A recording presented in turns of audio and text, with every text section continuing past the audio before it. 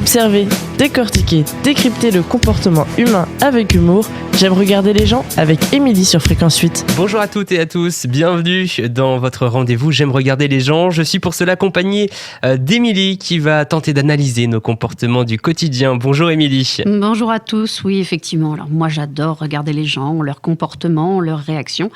Et ce que j'aime le plus, ce sont les habitudes qui me sont totalement étrangères, incomprises. Je les observe, je les dissèque, mais surtout j'essaye de les comprendre. Alors déjà, je voulais vous dire un petit mot, et pour cela, je citerai un film qui a beaucoup inspiré ma vie, un film engagé et poignant de réflexion. Je vais donc citer Le Père Noël est une ordure. Voilà, chacun ses références. Je vais vous dire, écoutez Thérèse, je suis ravie. Oui, ravie de vous retrouver. Parce que là, les amis, on vient de vivre un truc de malade, quoi. Sans déconner. Je pense que si le reste du monde n'avait pas été touché, vous n'auriez jamais pu raconter un truc pareil. Enfin, vous auriez pu, mais personne ne vous aurait cru. Non mais sans déconner, moi, certains matins, pendant le confinement, je me réveillais en me disant « Non mais attends, j'ai fait un cauchemar cette nuit. » Ah bah non, en fait, on est vraiment dedans. Fini le suspense. Aujourd'hui, je vais vous parler des gens face au coronavirus. Alors, volume 1, parce que je pense qu'on en a pour un moment, avant d'en avoir fait le tour. Alors, vous allez me dire, on a déjà tout dit, gna gna gna gna gna. Oui, c'est pas ma faute, parce que je vous explique. En fait, moi, je suis atteinte du syndrome d'Asperger. Je suis pas vraiment à l'aise avec les gens. Donc, rester chez moi pendant 2 mois, au début, ça sonnait un peu comme d'avoir gagné au loto. Pour moi, vous voyez. Bref, je me suis dit, je vais avoir 2 mois pour écrire mes chroniques. Je vais me mettre 2 mois d'avance dans la tronche. Je finis les chroniques écrites à l'arrache à 2h du mat, la veille de l'enregistrement. Croyez-moi que dalle, nada, zobi, la mouche que tsi, rien, zéro, le néant total. Le syndrome de la page blanche. Oui, aucune inspiration, rien. Parce que je vous rappelle que l'air de rien, mon sujet favori, c'est vous. Donc forcément, ça fait qu'aller de plus vous voir. Même si je vous aime pas, c'est pas que je vous aime pas. En fait, vous me faites peur. Bref, aucun sujet, pas d'inspiration. Donc, j'ai fait des petites recherches, comme d'habitude. Et je me suis rendu compte que finalement, il est très compliqué d'avoir de l'inspiration sans pouvoir se projeter. Donc, pendant le confinement, on pensait tellement à ce que serait notre lendemain qu'il m'était totalement impossible de me projeter et donc d'écrire. Bon, je vous rassure, je me suis consolée.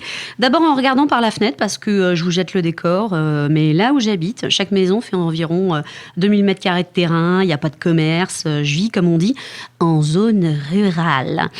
Et bon, vous devinerez jamais quoi, ils avaient confiné l'équipe nationale d'athlétisme dans mon bled. Je vous jure, j'ai jamais vu autant de gens courir devant chez moi. Bon, sauf le petit blond du bout de la rue après le bus, mais lui, ça compte pas. Non, mais sans déconner, j'ai jamais vu personne courir ici avant. Et d'ailleurs, plus personne depuis la fin du confinement. Alors, je suis sûre que vous avez tous des super excuses, mais sans déconner, moi, ça m'a trop fait marrer. Je disais aux gamins de prendre des chips, on s'asseyait dans le jardin pour critiquer. Quoi ? Oui, effectivement, moi, le côté mère parfaite, je suis complètement tombée à côté de la case. Donc, pendant le confinement, on se couchait à pas d'heure, on regardait Netflix, on a pris 5 kilos chacun. On a passé la journée sur Pronote.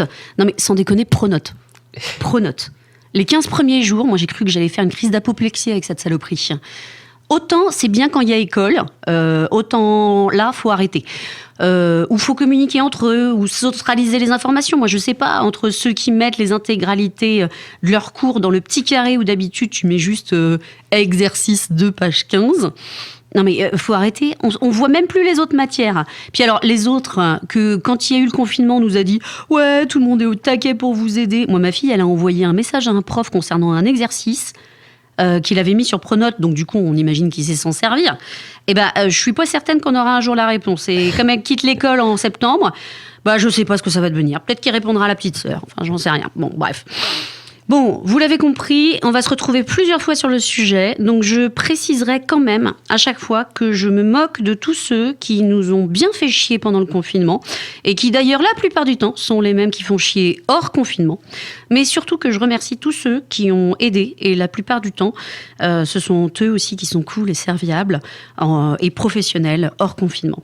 Je vous laisse réfléchir sur le sujet, le monde est perdu ma bonne dame, le monde est perdu. Merci Émilie, à la semaine prochaine pour un nouveau numéro de J'aime regarder les gens. Observer, décortiquer, décrypter le comportement humain avec humour. J'aime regarder les gens avec Émilie sur Fréquence 8.